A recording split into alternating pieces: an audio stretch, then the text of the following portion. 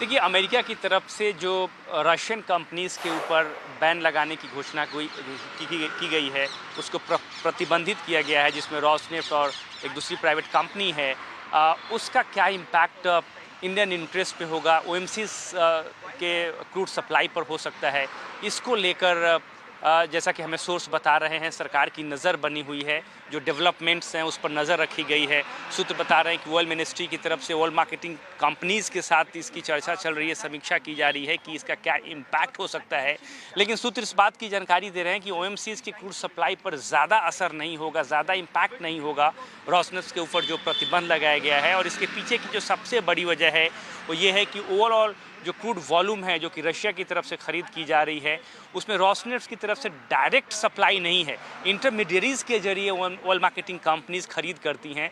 लिहाजा रोसनेफ्ट को अगर प्रतिबंधित किया गया है तो क्रूड सप्लाई पर ज़्यादा नेगेटिव इम्पैक्ट नहीं होगा, जैसा कि हमें सोर्स बता रहे हैं। हालांकि समीक्षा की जा रही है और ये देखा जा रहा है कि क्या वैकल्पिक उपाय हो सकते हैं। इसके अलावा जहाँ तक रशिया से क्रूड खरीद की बात है, सूत्र बता रहे हैं कि ये मार्केट डायनेमिक्स के हिसाब से ऑयल मार्केटिंग कंपनीज निर्धारित करती हैं। और जहाँ तक रशियन क्रूड का सवाल है, जो डिस्काउंट्स है उस पर काफ़ी कमी आई है।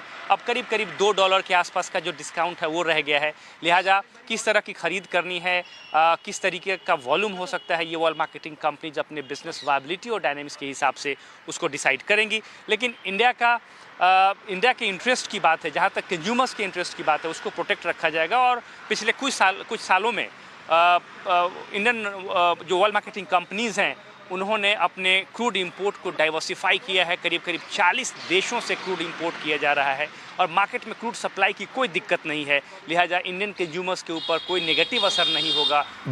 इंडियन कंज्यूमर्स के प्रोटेक्ट को बिल्कुल, तो सरकार की पूरी नजर है इस पूरे डेवलपमेंट्स पर और तमाम गतिविधियों पर। शुक्रिया करेंगे प्रकाश, दोनों ही बड़ी खबरों पर पूरी जानकारी देने के लिए।